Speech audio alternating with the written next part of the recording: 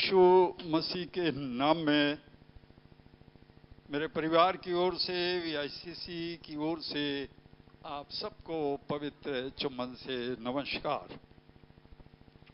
आज का दिन बेहद पवित्र दिन है, कलीसिया के लिए बेहद पवित्र दिन है और इसीलिए अंग्रेजी भाषा में इसे मॉन्डी थर्सडे कहते हैं। गुरुवार का दिन मॉन्डी थर्सडे मतलब धन्य गुरुवार, पवित्र गुरुवार, जीवन देने वाला गुरुवार। इसको कई नाम दिए कलीसिया ने और इसका जिक्र हम परमेश्वर के पवित्र वचन यूहन्ना रचित सुसमाचार के 13वें अध्याय में पाते हैं। हम सभी जानते हैं 13वें अध्याय की इस घटना को और हम पढ़ते भी हैं और आज के दिन तो हर एक विश्वासी को इस अध्याय को जरूर जरूर जरूर पढ़ना चाहिए। ये लेंट के टाइम चल रहे हैं, बहुत ही जल्द हम ईस्टर की खुशियों में प्रवेश करने वाले हैं और आज भी कलीसिया के बहुत सारे लोग हमारे उपवास रखा होगा। निश्चय जानिए प्रभु आपको आशीष देगा। ये कलीसिया का जो त्योहार है, ये त्योहार ही है जो कलीसिया मनाती है। चौथी शताब्दी से बहुत सारे त्योहार कलीसिया ने जोड़े, पवित्र वचन बाइबल से जोड़े, वहीं से निकाले और आज सारी दुनिया में वो सारे त्योहार मनाए जाते हैं। परंतु ये प्रभु का बड़ा अद्भुत करिश्मा है कि ये जो मॉन्डी थर्सडे है, ये पहली शताब्दी से ही कलीसिया इसे मना रही थी, पहली शताब्दी से।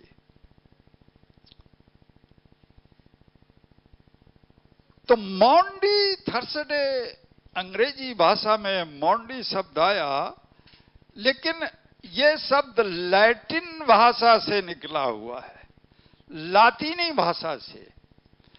क्योंकि कलीसिया का जन्म जब अंताकिया में हुआ और चेले लोग सारी दुनिया में फैलने लगे तो रोम की कलीसिया ने बहुत बड़ा रोल अदा किया और रोम में लैटिन भाषा बोली जाती थी और वो भी पवित्र भाषा थी। बहुत समय तक, कई शताब्दियों तक ये जो बाइबल थी लैटिन के अलावा दूसरी भाषाओं में नहीं थी और इसे पढ़ने का अधिकार किसी दूसरे को नहीं था, सिर्फ याजक लोग, हमारे जैसे लोग ही इसे पढ़ते थे।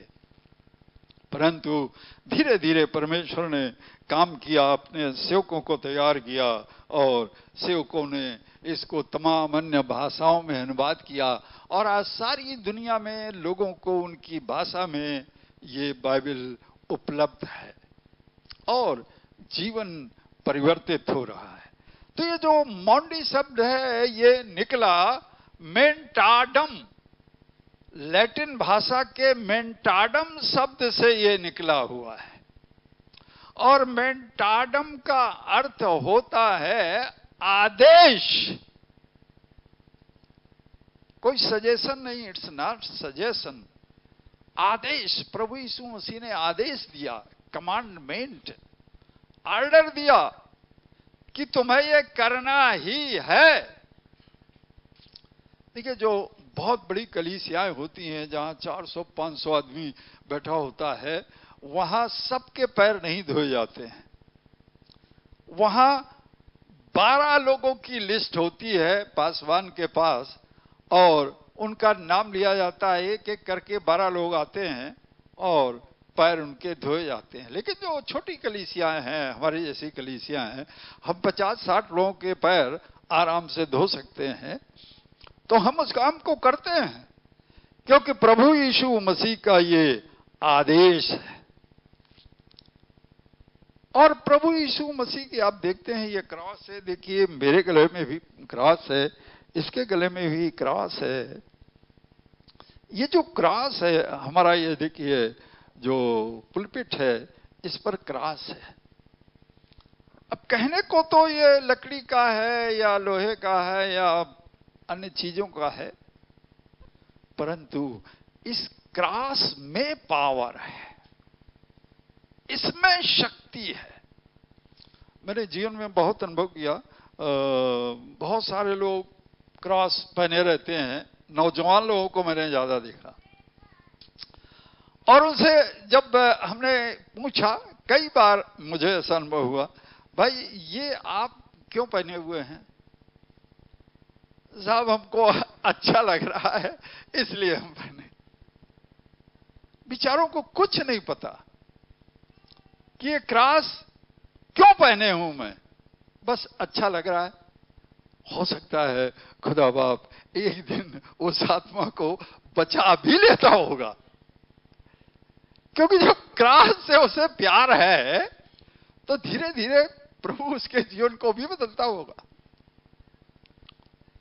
तो ये क्रॉस इतना पवित्र है कि देखिए कलीसिया का जो मजबूती का समय आया, सम्राट कॉन्स्टेंटाइन जो रोम के राजा थे, और 313 ईस्वी में उन्होंने रोम में शासन करना शुरू किया। इसके पहले जब वो सम्राट नहीं थे, सेनापति थे, तो युद्ध में जा रहे थे। और जब वो युद्ध में जा रहे थे तो उन्होंने सोचा पता नहीं क्या होगा, युद्ध में जीत होगी कि नहीं होगी।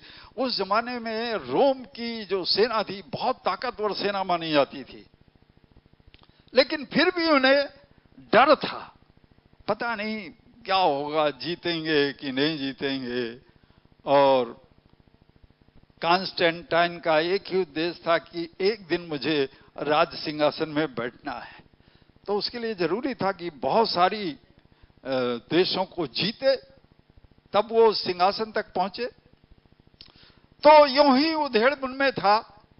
तो इतिहासकार ऐसा बताते हैं कि उसने एक स्वप्न देखा, पर कुछ इतिहासकार बताते हैं कि उसने विजन देखा।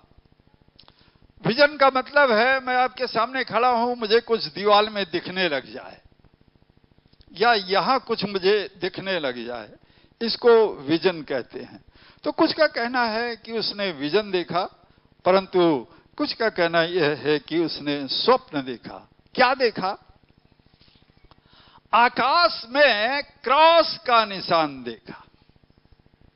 जिसको आप ये देख रहे हैं, इस निशान को देखा, और उस क्रॉस के नीचे लिखा हुआ था इन हॉक सिग्नो विंसेंस।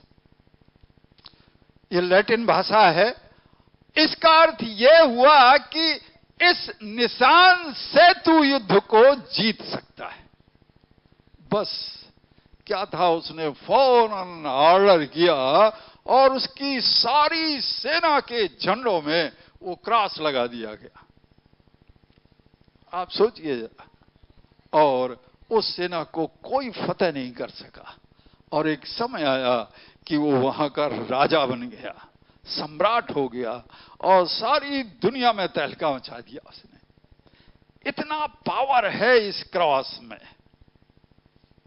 जब हम इसके भेद को समझ लेते हैं तो हमारे जीवन में अद्भुत परिवर्तन आता है। ये क्रॉस ऐसे ही नहीं है, परंतु बुद्धि है, लोगों को चलाना चाहिए। बुद्धि कोई बुराई नहीं है। कोई सवाल कर सकता है, अरे हम कैसे माने कि साहब ये वो वाला क्रॉस असली वाला क्रॉस है? ये भी सवाल। तो उस जमाने में माता हेलिना, कॉन्स्टेंटाइन की जो माता थी, वो बहुत ज्यादा भक्त थी। और उसने देखा कि अरे मेरे बेटे में युद्ध की जीत सिर्फ इस क्रॉस की वजह से हुई है। इतना पावरफुल है ये क्रॉस। तो उसने इजाजत लिया अपने बेटे से और यरूशलेम गई और वहां ये खोजने की कोशिश की कि असली क्रॉस कौन सा है, क्योंकि 3 क्रॉस थे। प्रभु यीशु मसीह जिस समय सूली पर बलिदान हुआ, उसके अगल बगल भी 2 सूली थी और बहुत समय गुजर गया। ये घटना तो 30 ईस्वी में घटी थी और महारानी हेलिना जो थी, संत हेलिना, बाद में वो संत ही हो गई, पूरी तरह प्रभु यीशु मसीह के लिए समर्पित हो गई, उनका जीवन ही बदल गया, वो संत ही हो गई। उन्होंने बहुत बड़ा भव्य चर्च वहां बनवाया, आज भी वो चर्च वहां मौजूद है और 15 फुट ऊंचे स्थान पर वो असली क्रॉस जिसमें खुदाबंद यीशु मसीह बलिदान हुआ था, आज भी वहां लगा हुआ है।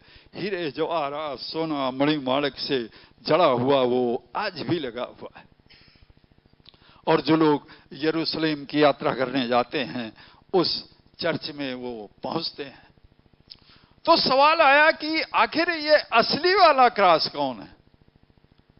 बहुत खुदाई कराई भाई, राजा की मां थी, कोई कमी नहीं थी किसी बात की, पूरे पहाड़ में खुदाई की गई क्योंकि बहुत लंबा समय बीत गया था, सैकड़ों साल बीत गए थे और क्रॉस को खोजना था। कई दिन बाद ये तीनों क्रॉस माता हेलिना को मिल गए।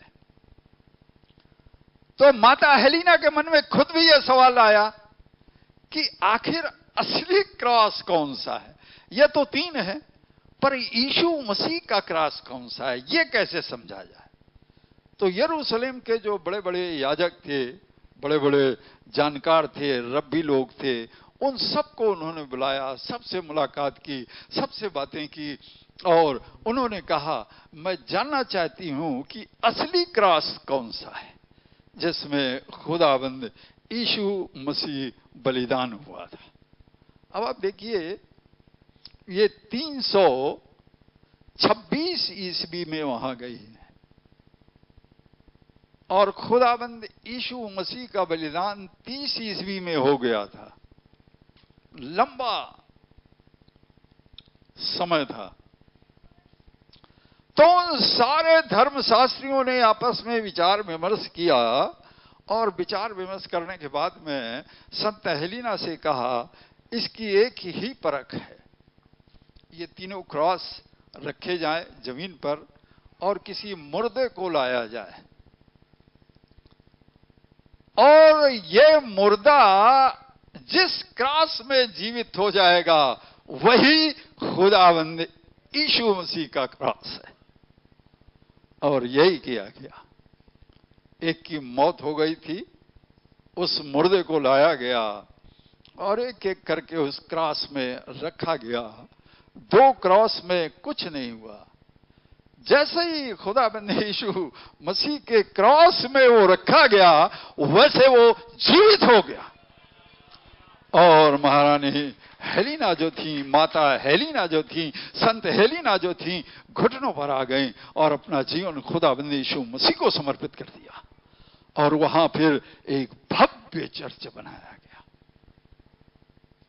इसलिए ये जो घटना थी 3 मई 326 ईस्वी में घटी थी। इसलिए आज का दिन कलीसिया के लिए बेहद पवित्र दिन है। हमें, मेरा कहना तो यह है, कलीसिया के हर एक जन को उपवास आज के दिन तो रखना ही चाहिए। बहुत सारे लोग 40 दिन तक लगातार उपवास रखते हैं, अच्छी बात है, कोई बुराई नहीं है, पर हम तो कहते हैं 40 दिनों की कोई जरूरत नहीं है। आप 1-2 दिन रखिए, लेकिन ऐसा उपवास रखिए, ऐसा उपवास रखिए कि खुदाबंद यीशु मसीह को ग्रहण योग्य हो जाए। इसलिए कम से कम आज के दिन कलीसिया के हर एक जन को तो उपवास रखना ही चाहिए। तो हम इस घटना को यूहन्ना रचित सुसमाचार 13वें अध्याय में पाते हैं और ये आप सबका पढ़ा हुआ अध्याय है, पर इसके कुछ पदों की ओर हम चलेंगे। 13वें अध्याय के दूसरे पद को पढ़िए, देखिए क्या लिखा हुआ है। जब शमौन जब शैतान शमौन के पुत्र यहूदा इस्करियोती जब शैतान शमौन के पुत्र यहूदा इस्करियोती के मन में यह डाल चुका था कि उसे वो पकड़वाए। अब आप देखिए, ये कोई लल्लू पंजू आदमी नहीं था। यहूदा इस्करियोती प्रभु यीशु मसीह के 12 चेलों में से एक था और उसके पास बड़ी जिम्मेदारी थी। कैसी जिम्मेदारी थी? वो ट्रेजरार था, वो जो है कोषाध्यक्ष था धन का, क्योंकि खुदाबंद यीशु मसीह गांव-गांव में जाता था, घर-घर में जाता था, लोगों से पैसा लेता था और वो पैसा उसी के पास जाता था, वो हिसाब किताब रखता था। फिर वो सारे शिष्य लोग मिलकर देखते थे इस धन का क्या करना है, कहां खर्च करना है, कहां नहीं खर्च करना। तो एक बड़ी जिम्मेदारी थी उसके पास। पर एक बात और मैं आपको बताऊं, वो बहुत बड़े धनवान बाप का बेटा था।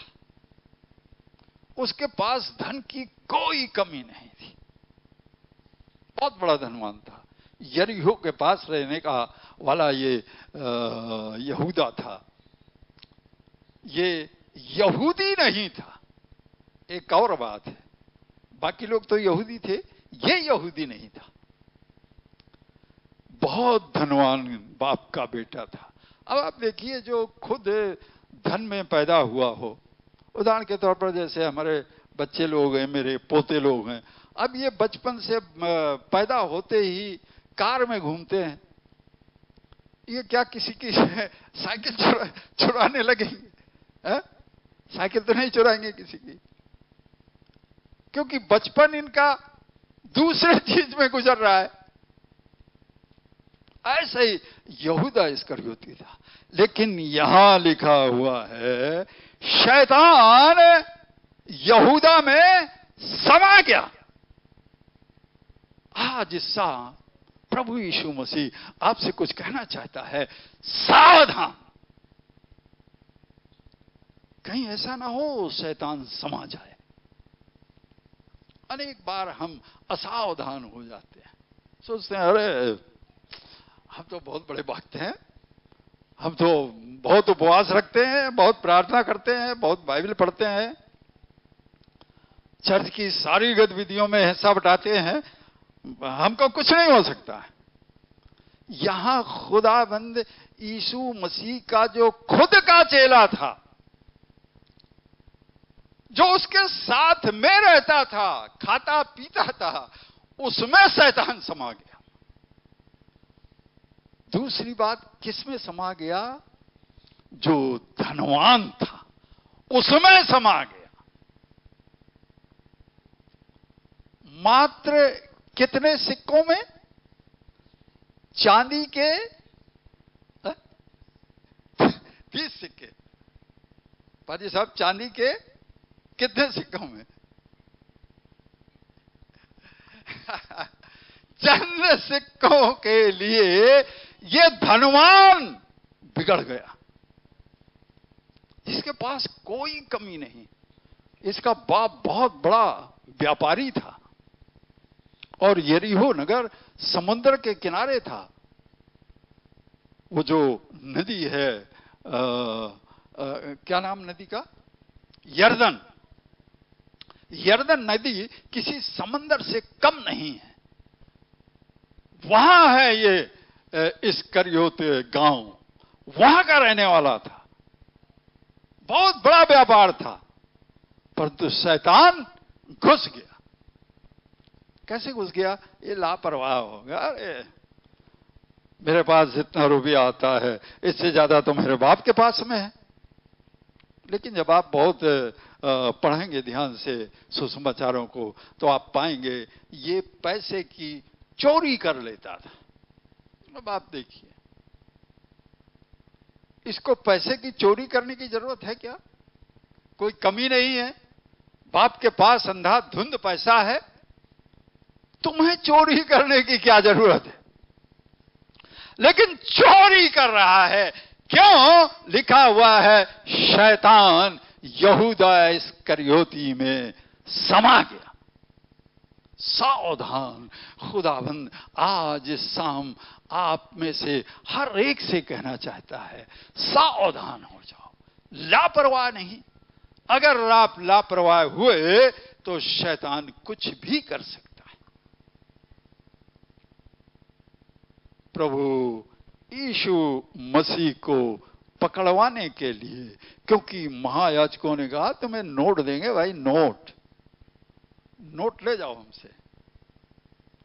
और ये कितने चालू आदमी थे, हमारे जैसे कपड़े पहन करके, जब वो लेकर के फेंक आया, कहने लगे, ये बोले भैया हमको जरूरत नहीं है ये पैसे की, हमने तुम्हें दे दिया है, तुम ले जाओ, तुम जानो, तुम्हारा काम जाने।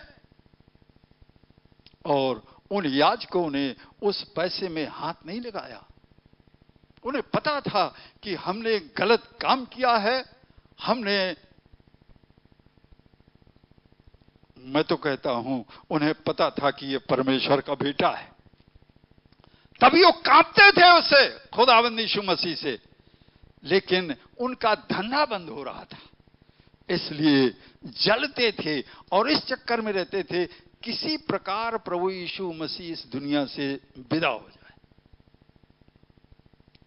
और उन्हीं में से एक रास्ता ये नोट वाला निकाला था। तो लिखा हुआ है, शैतान यहूदा में समा गया। इसलिए प्रियो, आज खुदाबंद यीशु मसीह जब हमारे पैरों को धोता है तो हमें पूरी तरह धुलने की जरूरत है, पूरी तरह। क्योंकि लिखा हुआ है 9वें पद में, ऐसा लिखा हुआ है, क्या लिखा है पढ़िए। शमौन पतरस ने उससे कहा, हे प्रभु, मेरे पांव ही नहीं हाथ और सिर भी धो दे, परन हाथ और सिर भी धो दे। खुदाबंद यीशु मसीह ने कहा, भाई मुझे तुम्हारे पैर धोना है। उसने कहा, अरे गुरुजी ऐसा कैसे हो सकता है? अरे गुरु, मैं पैर कैसे धुलवाऊं? तो प्रभु ने कहा, अगर तू आज मुझसे पैर नहीं धुलवाएगा तो फिर मेरा कोई साझा नहीं है। इसका कुछ दिमाग खुला और उसने सोचा कि लगता है कुछ भेद की बात है, कुछ तो रहस्य है इसमें, कुछ तो बात छिपी है। इसलिए उसने सोचा कि मुझ में कोई कमी ना रहने पाए, मैं तबाह ना होने पाऊं, मेरे जीवन में कोई बर्बादी ना आने पाए, मेरे परिवार में कोई बर्बादी ना आने पाए। क्योंकि इस पतरस के बाल बच्चे भी थे। दूसरे शिष्यों के परिवार के बारे में पवित्र बाइबल में जिक्र पाया नहीं जाता है, लेकिन निश्चय जानिए और भी लोगों के बाल बच्चे थे। पर संत पतरस के बारे में साफ लिखा है, इसका परिवार था, बाल बच्चे थे, और ये तो संत हो गया, प्रभु यीशु मसीह के पीछे चलने लगा। तो ये चाहता था मेरे जीवन के द्वारा मेरे परिवार में किसी को भी कोई दिक्कत ना आने पाए।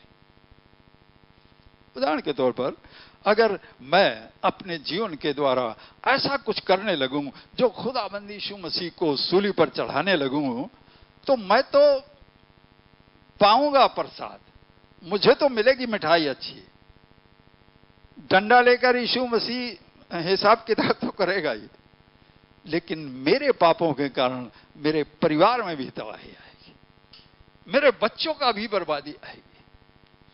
इसलिए उसने सोचा इसमें कोई खास रहस्य की बात है, इसलिए कहने लगा, प्रभु मेरे सिर्फ पांव ही नहीं बल्कि मेरे सर को भी धो दे, मेरे हाथों को भी धो दे, पूरी तरह मुझे धो डाल प्रभु। तो देखिए फिर 10वें पद में फिर क्या लिखा हुआ है। यीशु ने उससे कहा, जो नहा चुका है उसे पांव के सिवा और कुछ धोने की आवश्यकता नहीं, उसे पांव के सिवा कुछ भी धोने की आवश्यकता नहीं, परंतु वह बिल्कुल शुद्ध है, और तुम शुद्ध हो, और तुम शुद्ध। परंतु प्रभु यीशु मसीह ने पतरस से कहा, तुम्हें सिर्फ पैर धोने की जरूरत है, तुम शुद्ध हो, तुम मेरे चेले हो, मेरे वचन से शुद्ध हो गए हो, क्योंकि मैं जानता हूं तेरे हृदय की वेदना को, मैं जानता हूं तेरे हृदय को, मुझे पता है अभी तू क्या करेगा। और खुदाबंद यीशु मसीह ने उसको बताया भी कि भाई तू 3 बार मेरा इनकार कर देगा, मुझे तो सब पता है, लेकिन मैं इतना जानता हूं तू मुझको बहुत बहुत बहुत प्यार करता है। मुझे पता है पतरस तू चट्टान है, लेकिन इसी चट्टान पर मैं कलीसिया बनाऊंगा। खुदाबंद के पास में एक चेला यूहन्ना था। यूहन्ना तो बिल्कुल लिपटे रहता था खुदाबंद यीशु मसीह के पास में। यीशु मसीह बैठा है तो वो यहां सीने सीने में ऐसे ऐसे जो है ऐसे सीने में सर रखे रहता था। वो तो इतना प्यार करता था। परंतु खुदाबंद यीशु मसीह को हर एक शिष्य के हृदय की पूरी जानकारी थी। इसलिए खुदाबंद यीशु मसीह ने कहा, बेटा तुम्हारे सिर्फ पैर धोने की जरूरत है। और फिर देखिए 15वें पद में क्या लिखा हुआ है, क्योंकि मैंने तुम्हें नमूना दिखा दिया है। अरे 13वें पद में पढ़िए, तुम मुझे गुरु और प्रभु कहते हो। तुम मुझे गुरु और प्रभु कहते हो, और ठीक ही कहते हो, और ठीक ही कहते हो, क्योंकि मैं वही हूँ। क्योंकि मैं वही हूँ। तुम गुरु कहते हो, बिल्कुल ठीक कहते हो। मैं हूं गुरु, मैं प्रभु हूं। तुम बिल्कुल सही कहते हो, क्योंकि सारे शिष्य लोग प्रभु को प्रभु ही कहते थे। कुछ लोग रब्बी कहते थे। और रब्बी और प्रभु एक ही बात है। रब्बी भाषा जो है इब्रानी भाषा का शब्द है। रब्बी का मतलब ही गुरु होता है। तो तुम ठीक कहते हो, क्योंकि मैं वही हूं। और आगे लिखा हुआ है, यदि मैंने प्रभु और गुरु होकर तुम्हारे पांव धोए तो हाँ, तुम्हें भी एक दूसरे के पांव धोना चाहिए। तो तुम्हें भी एक दूसरे के पांव को धोना चाहिए। गुरु होकर, प्रभु होकर मैंने ये काम किया है। सोचिए जरा, खुदाबंद यीशु मसीह क्या शिक्षा देना चाहता था। कलीसिया ने शिक्षा तो नहीं ग्रहण किया। कलीसिया तो साल भर में एक बार इस काम को करती है, और वो भी 12 लोगों के साथ करती है। लेकिन प्रभु की इस शिक्षा को किसी धर्म ने ग्रहण कर लिया। उस धर्म का नाम है निरंकारी। ये जो निरंकारी लोग हैं ना, इनका एक ग्रुप ऐसा है जो एक दूसरे के पैरों को छूता है। जैसे कोई वहां अंदर आएगा तो सब लाइन से बैठते हैं, वो सबके पैर छुएंगे। सबसे पहले जाएंगे गुरु के पैर को छूते हैं। गुरु बैठा होता है सिंहासन में, और फिर वो लाइन से सबके पैरों को छूते हैं। कहां से पा गए ये शिक्षा? खुदाबंद यीशु मसीह ने इस काम को करके दिखाया, ताकि तुम नम्र बन जाओ। अब आप सोचिए, जैसे कि एक करोड़पति आ गया भजन करने के लिए, और वहां करोड़पति के बगल में जो आदमी रहता है उसका नौकर बैठा था वहां, तो क्या वो नौकर को छोड़ देगा? नहीं छोड़ेगा। उसे पता है कि अगर मैंने इसके पैर नहीं छुए तो गुरु का जो आशीर्वाद है मुझे नहीं मिलेगा। इसलिए उस नौकर के पैर छूता है। ऐसा है वहां। ये खुदाबंद यीशु मसीह की देन है। और आगे लिखा हुआ है, क्योंकि मैंने तुम्हें नमूना दिखा दिया है। नमूना दिखा दिया है, जैसा मैंने तुम्हारे साथ किया है, जैसा मैंने तुम्हारे साथ किया है, तुम भी वैसा ही किया करो। तुम भी वैसा ही किया करो। This is my commandment of you. मेरा आदेश है। इसीलिए लैटिन भाषा में मॉन्डी शब्द आया। आदेश। मेरा आदेश है, इसको करना ही करना है। अब जमाना बहुत बुरा है, क्या बताएं जमाने को। एक से ककड़ू पादरी लोग हैं, नहीं जी बताइए, हमारे घर में काम करने आते हैं, हम इनके पैर धोएं? नहीं नहीं नहीं, ये नहीं चलेगा। एक से ककड़ू लोग हैं, अकड़े रहो भाई। जब ऊपर जाओगे ना तब पता चलेगा। इसलिए खुदाबंदी यीशु मसीह ने कहा, जैसा मैंने किया है वैसा तुम भी करो। इसलिए आज इस शाम हम पैरों को धोएंगे और बड़ी खुशी की होती है हमें कि हमारी कलीसिया बड़ी जागरूक कलीसिया है। हमारे पैरों को धोने की जरूरत नहीं, क्योंकि प्रभु यीशु मसीह ने कहा नहीं कि पैरों को धो, क्योंकि प्रभु यीशु मसीह के पैर तो चिल्लों ने नहीं धोए, तो हमारे पैरों के लिए धोने की जरूरत नहीं है। लेकिन फिर भी हमारी कलीसिया के लोग हमको नहीं छोड़ते हैं। प्रभु का धन्यवाद हो सब बातों के लिए। सारी महिमा हम खुदाबंदी यीशु मसीह को देते हैं। और आज आपको बताना चाहते हैं, खुदाबंदी यीशु मसीह ने इसी अध्याय में लिखा हुआ है, शमौन यहूदा इस्करियोती में समा गया। सावधान, जरा भी असावधानी हुई, जरा भी आप 30 बार खां हुए। अनेक बार जब हम प्रेयर करते हैं, हम हाथ उठाते हैं, लोग आत्मा से भर जाते हैं। शैतान कहता, अरे तुमसे बड़ा पावरफुल कोई नहीं है, फूल के कुप्पा हो गए। निश्चय जानिए, शैतान जब समाता है तब ये भावना आती है। मैंने अपने जीवन में, मेरी तो एक आदत है, मैं प्रार्थना में दूसरे को शामिल कर लेता हूं। कभी मैं ऐसा नहीं करता खुदावंद यीशु मसीह के नाम में और बीमारी भाग जा। मैं तो कहता हूं, दूसरा कोई खड़ा होता है तो मैं कहता हूं कि भाई मैं और फलाने एक मन होकर प्रार्थना करते हैं, यीशु मसीह के नाम में ये बीमारी जाती रहे, और चली जाती है। मैंने अपने जीवन में देखा, लंगड़ों को चलते हुए देखा। मैंने पैरों से वो क्या होता है, वो जो यहां से और यहां तक नहीं बांधे रहते हैं, कुछ स्टील के बने होते हैं, कुछ होता है जो यहां से यहां तक बंधा रहता है, इसी के बल पर वो चलता रहता है।